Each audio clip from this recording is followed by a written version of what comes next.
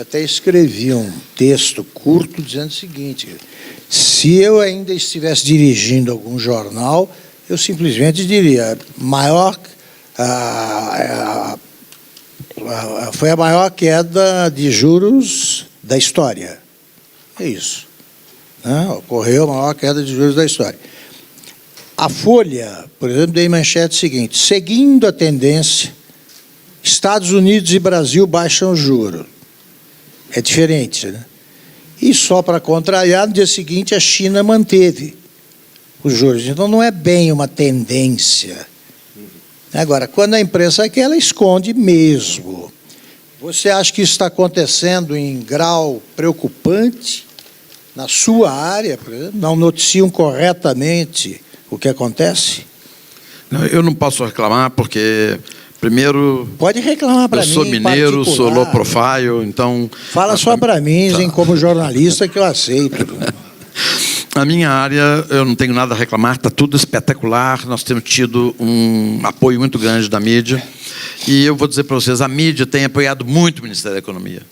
Justiça seja feita. A gente tem tido um apoio irrestrito da mídia no Ministério da Economia. O que eu acho que perturba um pouquinho é que eu acho que essa mídia, o cuidado que ela tem com o Ministério da Economia, ela não tem esse cuidado com o presidente da República. Então, o que acontece é que tem duas mídias. Uma mídia que é autêntica, como o Ministério da Economia, e uma mídia que é ideologizada, sentimental, emocional, quando se trata do presidente. Não estou fazendo defesa, estou dizendo o que eu percebo. Agora, nós temos uma mídia espetacular, nós temos uma imprensa responsável, nós temos excelentes veículos, e nem todos são iguais. Porque quando a gente fala assim, a gente generaliza. Mas tem veículos espetaculares que, ao longo desse tempo, têm sido capazes de poder retratar em suas informações o que de fato está acontecendo no governo, sem desviar daquilo que eles tinham que fazer. Quando um dia eu falei com uma jornalista, olha, estou fazendo uma entrevista com você, e antes de eu perguntar, ela falou assim, não será uma entrevista interpretativa, eu vou fazer o artigo do que você falar. Eu falei, vamos ter uma entrevista sempre. Então eu tenho muito medo quando a imprensa é interpretativa. Ele pode interpretar, mas não é isso que eu queria interpretar, minha interpretação é outra, então pode deixar a gente em xeque em certas situações. Perfeito. Uma pergunta que veio dos nossos parceiros de conversa. Qual é a probabilidade de a Petrobras ser privatizada? Augusto, nesse momento nós estamos trabalhando em cima das empresas deficitárias. Pessoal, só para vocês terem noção de número, como é que se jogou dinheiro fora e o que é o legado que nós recebemos.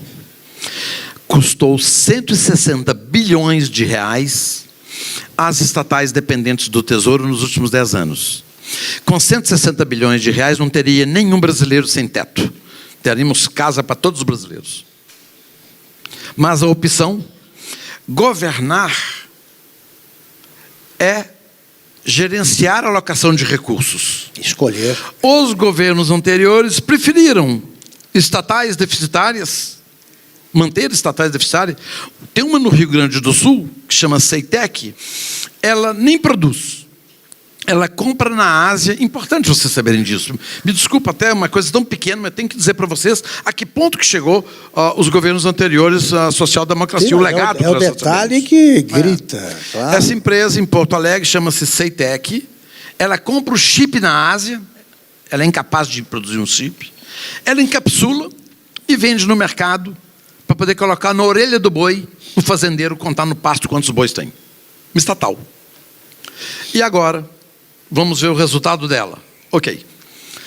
O governo alocou para ela, no ano de 2018, 86 milhões de reais. Imagina o que dá para comprar com 86 milhões de reais, computadores para as crianças de periferia, melhoria da merenda escolar, equipamentos por quartos do SUS. Imagina o que pode fazer com 86 milhões. Então, o governo alocou para ela 86 milhões. E ela teve uma receita de 3. Então, deu um prejuízo de 83. Isso que nós encontramos. Ótimo exemplo. Bom, outra pergunta que vem da plateia. Fazer as coisas é uma pergunta seguida de um apelo. Fazer as coisas sem muito barulho é melhor, como você disse. Vocês costumam lembrar o nosso presidente disso? Por favor, façam isso.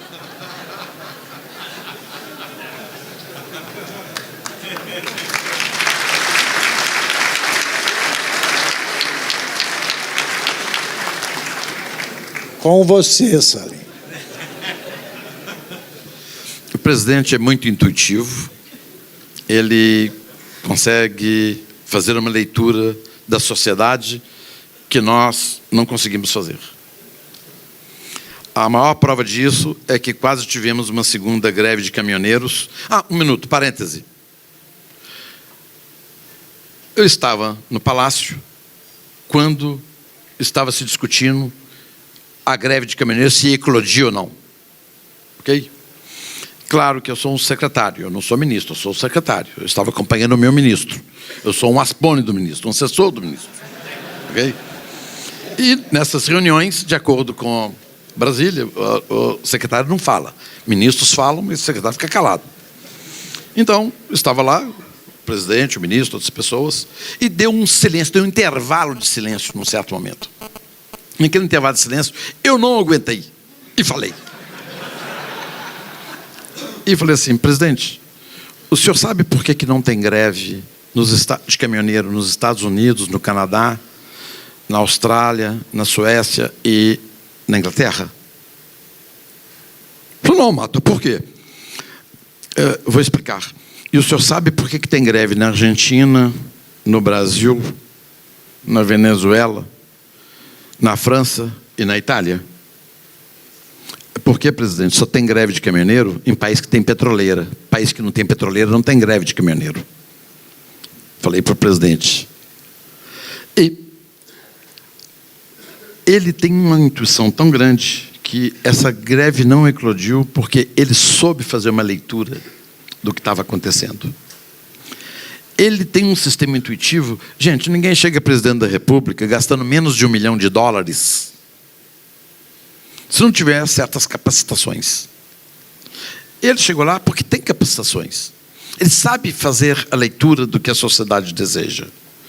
E ele se manifesta de uma forma absolutamente pura. Ele é um homem puro. Eu vou dizer para vocês o seguinte: eu tenho tido muitos contatos com ele. Eu sei que muitos não vão concordar. Eu quero dizer para vocês que eu sofri bullying aqui em São Paulo. De meus amigos empresários, e o Hélio Beltrão aqui presente é testemunha. Ok, Hélio? Num grupo de empresários, rodando a palavra para saber quem estava apoiando, eu estava apoiando João Amoedo. Numa certa altura, eu falei: não, eu vou apoiar o Bolsonaro. Eu comungo com os valores dele e com o Paulo na economia, tudo vai acontecer. Então eu desembarquei da candidatura do João Amoedo e comecei a apoiar Bolsonaro lá atrás.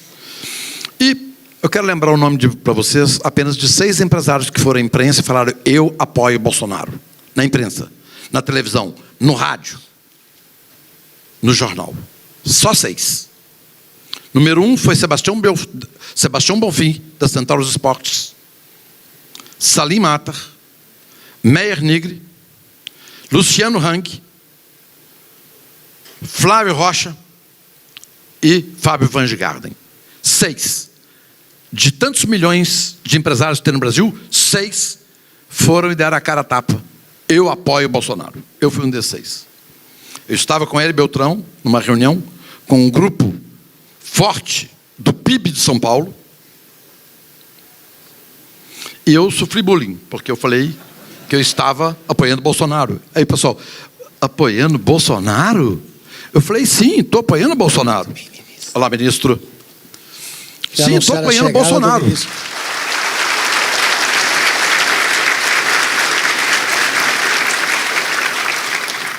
O que eu quero dizer para vocês é que existe establishment, também no meio empresarial. Todo mundo queria que fosse o candidato Geraldo Alckmin. E hoje, fazendo uma análise, rapidamente, se fosse Bolsonaro, tem um ministério escolhido a dedo por técnicos. Está aqui um exemplo de um técnico para o Ministério da Infraestrutura. fazendo um trabalho espetacular. Ministério técnico do presidente.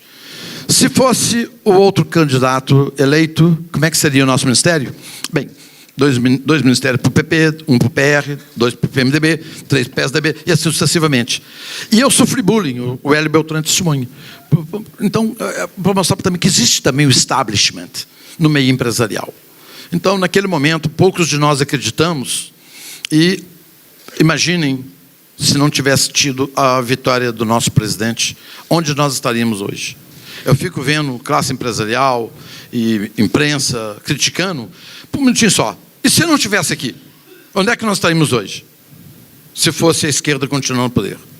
Então, eu acho que falta um pouco de reflexão nossa, um pouco de bom senso, um pouco de cuidado na crítica, porque, às vezes, é mais importante para mim, como cidadão, saber para onde o Brasil está indo, qual o caminho que nós estamos seguindo, do que pequenos detalhes de uma fala aqui, uma fala acolá. Eu não estou preocupado com esses detalhes. Estou preocupado com qual o rumo que o Brasil está indo.